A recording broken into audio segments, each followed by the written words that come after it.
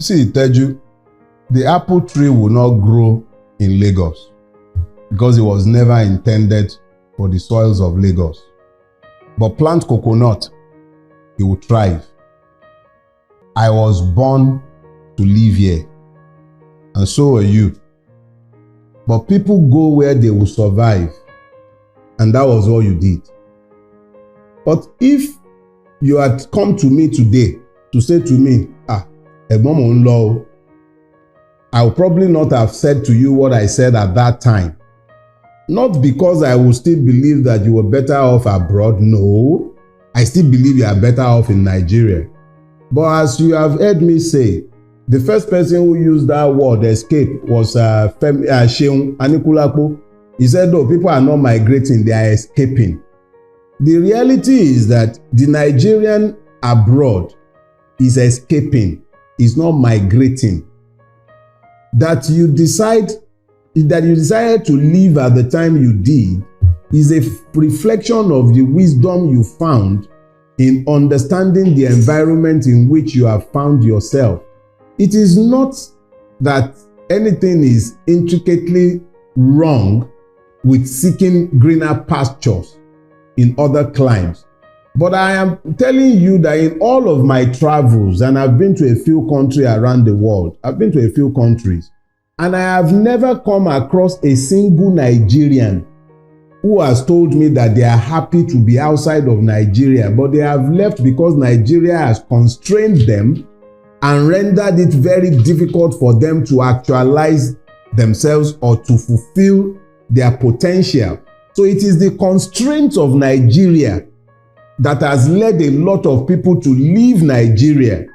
So the wisdom of your decision is unquestionable. But I am not sure that a day passes without you looking back at Nigeria. I'm not sure you can ever be happy if you had to cut yourself off completely from the mad country that you left behind. But when you speak with me and I tell you, the wise ones have left, it is the truth. The objective reality is that there is nothing about Nigeria to suggest that those of us who have stayed behind are sane. You actually have to be insane to have a choice about leaving Nigeria and then elect not to go. You actually have to be functionally insane to remain in Nigeria. In fact, it is my thesis and argument that if you truly want to know the insane Nigerian, look to the ones who have a choice as to where they will live and who can afford to live abroad but elect to stay behind in Nigeria. Anyone you know who can afford to live abroad and has refused to go and has stayed behind is a madman. The person has to be insane. Yes, now, the person has to be insane. How can you exercise a choice to remain in a place that is as functionally crazy as our country has become? Everything that should not happen, every abnormality has been normalized in our space. Everything that shouldn't happen is happening in this place. Everything. And yet, we all carry on as if it is completely normal. So, yes, I don't believe that it is right for a Nigerian to leave Nigeria and go abroad, especially America, because even the blacks who are born there, who are fourth and fifth generation, are not accorded the full rights of a human being. When the system can find its way to deal with them the way it is structured to deal with them, it still deals with them as though they are still enslaved. So as bad as he bad, the Nigerian soldier look at me too, I can shakara him. He doesn't know who my father is. If it comes down to that level, we can shakara each other. May God rest Pius Adesomi in his bosom. I read a piece that he wrote some years before he died, how he would have to drive all the way into the Canadian bush to go and put his horn.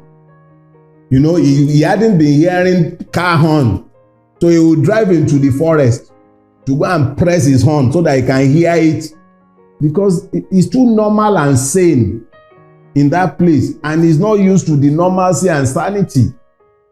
We are Nigerians. Sanity is far from us because our country does not allow us the luxury of sanity.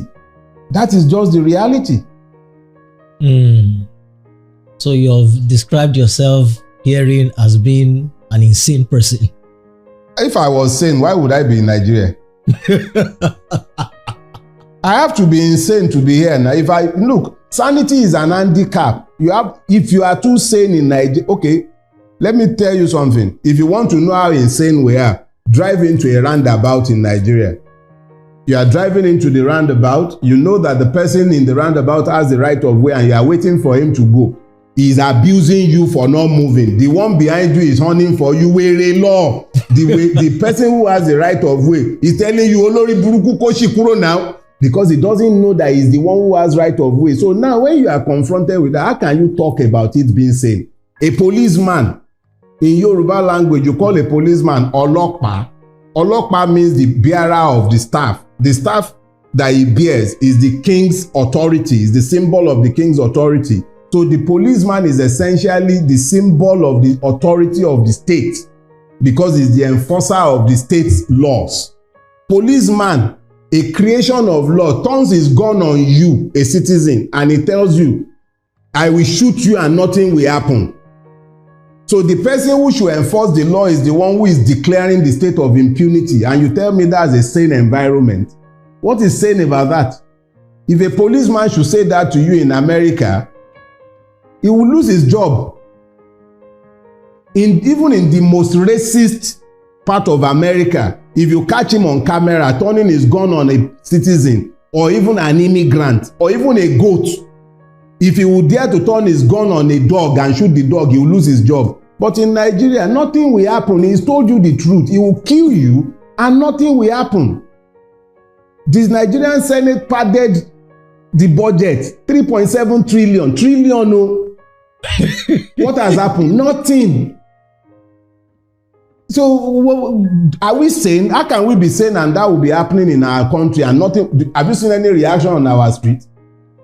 Nothing will happen. Nothing.